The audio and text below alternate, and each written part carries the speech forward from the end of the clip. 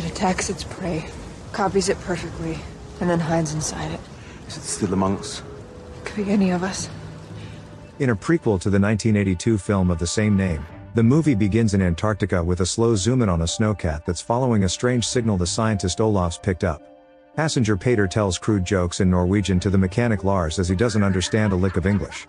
They get told to be quiet by Olaf as they've finally reached the source of the signal, when suddenly the ice cracks beneath them and the vehicle falls into a fissure below, but luckily gets wedged partway down. The headlights reveal to the research team a spaceship that's been buried under the ice for the past 100,000 years. 10,000 miles away, the American paleontologist Kate's working when she gets a visit from her friend Adam. For the past 3 years he's worked for Norwegian scientist Sander, who's come to request Kate's expertise. All he tells her is that they've discovered a structure in Antarctica and an unknown organism, which is enough to pique her interest. She travels with them by helicopter piloted by Americans Carter and his co-pilot Derek, along with a sleepy third member of their team Griggs. Carter warns them to wrap it up in a few days as a storm's rolling in, and the last thing Kate wants is to be snowed in with a dozen smelly Norwegian men.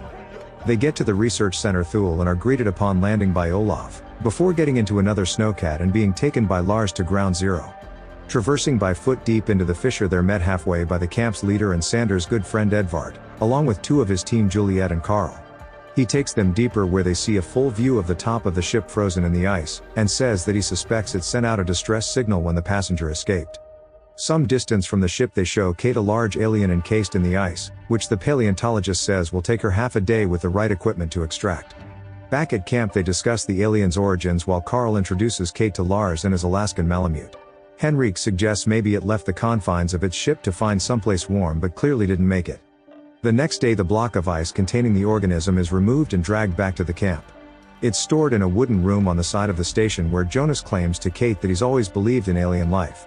Despite Kate's objection, Sanders tells the team that he wants to take a tissue sample before they even take the necessary precautionary measures. Then he comes at Kate when she's alone and tells her not to question him again in front of the others. Carl drills a hole into the ice very ungracefully, and Adam removes a frozen flesh sample from the organism to put in a petri dish. That night the 2 teams celebrate their discovery in the camp's rec room where Sanders says that the sample is unlike anything on Earth. As the 2 nations come together and Carl discusses with Colin the possibility of a pay rise, the ice blocks shown starting to melt. During the party they begin to split up with Griggs going out to the chopper for supplies. The Malamute sits in its cage acting strange and trying to get out while Derek decides to check on the creature out of boredom. When he starts to leave the room, the thing smashes out of the ice and rips its way straight through the ceiling. In hysterics Derek runs back to the others and tells them, but they at first don't believe him until his tone convinces them. They see what remains of the ice and the hole left by the creature and realize that they done screwed up. The team leaders have them divide into small groups and search the campsite, where Carter, Derek and Griggs find the helicopter door ajar but no signs of the alien. Sanders, Edvard and Adam go together and find that Lars's dog never made it out of its kennel alive. Henrik and Olaf come across the thing hiding under one of the buildings, but when Henrik turns around it launches a tentacle through his chest, then drags him under the building to start devouring him. The rest of the team hears Olaf screaming and are shown to the creature, which is now halfway through consuming Henrik. Carter opens fire with a pistol that pretty much does nothing to it, and when Peter's told that it killed his friend he joins in. The thing begins to climb up and rip its way into the building, so they use bottles of kerosene and flares to set it ablaze, causing the specimen to begin screeching before it falls to the ground dead. The entire time Sanders is telling them not to fire, then gives Carter a dirty look when it's all over. They take the remains back into the camp's lab, where Sanders justifies an autopsy, saying that as scientists it's their duty to study it. Inside the thing's hard-burn exterior is what looks like the half-digested remains of Henrik, but somehow a titanium bar that should be in his arm is now on the outside, and the arm now looks brand new. Seeing her friend in this state makes Juliette sick, so she waits outside with Griggs. Later Kate swipes the cell sample from Sanders' lab and investigates it under a microscope with Adam, finding that not only are the cells still alive but they're overtaking Henrik's and then replicating them. The next morning Olaf's being taken by the Americans to another nearby settlement as he's not feeling too hot. As they board the helicopter, Kate's in the bathroom and finds on the floor some bloody dental fillings. Then in the shower a load of blood but no body. Having a bad feeling she runs outside and flags the helicopter down, which Carter sees, and despite Derek telling him to just go he trusts Kate and decides to land. Olaf begins to look worried but Griggs assures him everything's fine. With Olaf being the prime suspect, the red herring Griggs splits in half, revealing monstrous teeth and tentacles and reaching out at the humans. The chopper loses control as Kate and Edvard watch on as it crashes behind a nearby mountain. Colin tries to get on the radio, but the nearby storm has killed all communications. Kate goes back into the bathroom but finds that it's all been cleaned up, meaning there must still be another intruder among them. She shows them Henrique's fillings and tells them her theory that the thing's able to replicate any of them perfectly. However, since it can't replicate inorganic matter such as the fillings and the metal plate, it spat them out. Nobody believes her and instead plans to get help from the nearby settlement, except for Juliette, who says that she saw Colin coming from the bathroom with a bloody rag. The two decide to stop everyone from leaving by hiding all the keys to the vehicles, but while looking for them, Juliette splits in half behind Kate, revealing the thing, then leaps at her, attempting to assimilate. She manages to evade it and runs straight past Carl, telling him to follow, but the thing catches him off guard and runs him through. Kate makes it into another hallway when Lars arrives with a flamethrower and they open the door to see the thing absorbing Carl, so Lars blasts the both of them with flames and chases it into the kitchen, where after a few more screeches it eventually dies. They take it outside and make sure they destroy every last cell, when Kate tells them that the thing's like a virus and that they should isolate and destroy it. Adam and Sander are tasked with doing blood tests to determine which of them may be infected, as Lars and Kate disable all the vehicles. Unable to directly communicate with Kate, Lars reveals a crate of grenades, showing complete trust in her, when Edvard shows up by himself and calls the two back inside. As they walk back, they see Derek and Carter approaching, having survived the crash but are nearly frozen.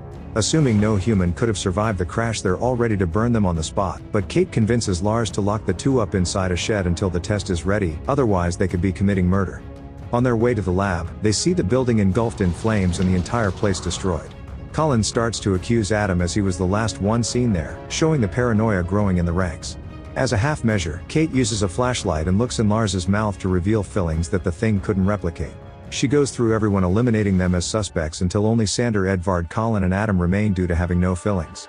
They're held at Flamer Point while Kate tells Lars and Jonas to go get the Americans for testing. But inside the holding room they find they've escaped through a hole in the floor, prompting Lars to walk off by himself in search of them, but he's suddenly pulled into another building.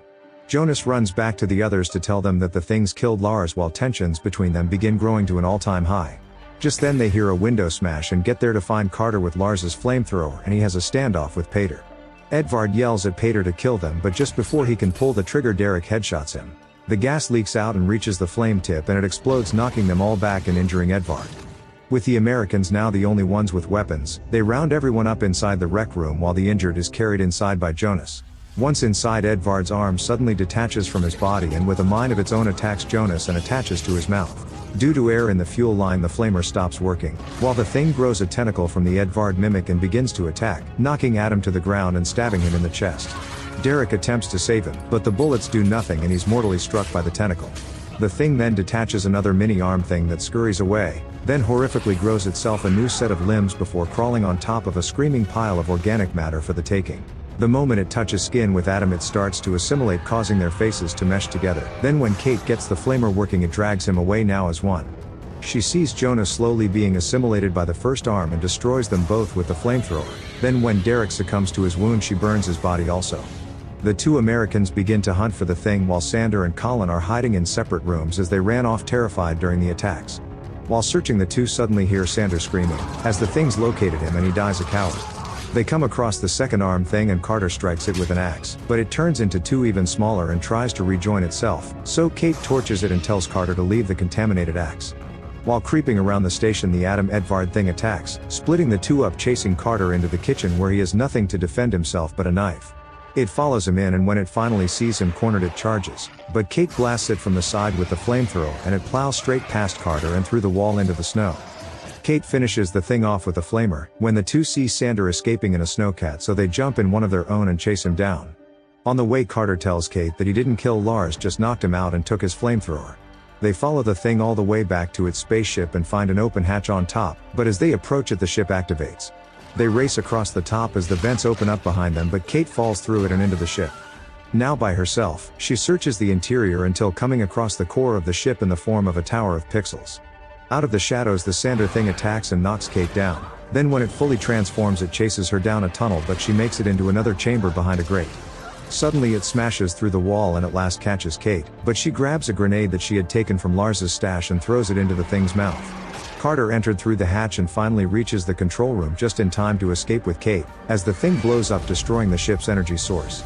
As the thrusters power down, the ice concealing it within the cave shown to have melted away, exposing the entire spacecraft to the surface. The two survivors make it back to the snowcat where Carter tells Kate about a nearby station that they'll go to next. When they get in, Kate looks at him weirdly and then tells him she's putting the flamer in the back. She returns pointing it at Carter, telling him that she knew he was human the entire time because of his piercing, an earring that now isn't there as he even reaches for the wrong ear. Knowing he's made, the thing has nothing to do but try talk its way out of it as Kate sets the Carter thing on fire. It begins making its familiar screeching sounds as the abomination's destroyed before it changes into anything else. With no other known things out there, Kate gets into Sanders' snowcat and the picture fades to black. The next morning at the camp, a bewildered pilot shows up to find the roasted American-Norwegian amalgamation. Inside, a dead Colin is shown sitting at the radio, having ended his own fear during the night. The pilot yells out when suddenly a gun begins shooting at him, belonging to an uninfected Lars who emerges to check the human's fillings. He then sees his long-dead Malamute leap out of the building and begin to book it away from the campsite. Knowing that it's not really man's best friend, he shouts at the pilot to get into the helicopter and they chase it where he probably just thinks Lars to be crazy. Shooting at it from the sky, the thing evades Lars's bullets until it will eventually come across another research station in the next film. And the movie ends.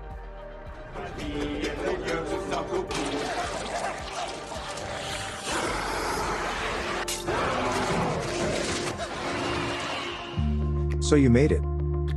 I appreciate your time. I couldn't have done it without you. Tell your mother I said thanks.